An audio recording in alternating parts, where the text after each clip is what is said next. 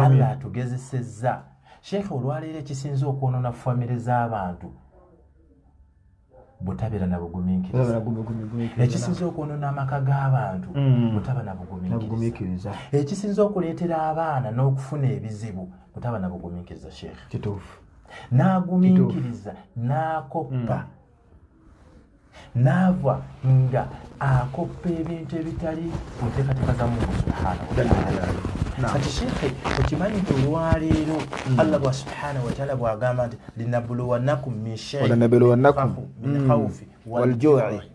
Sheikh abantu abasinga obungi basiiba naye obutabeera na bugumiikiriza basiibulukukira ku haramu. Wallahi kituufu Sheikh.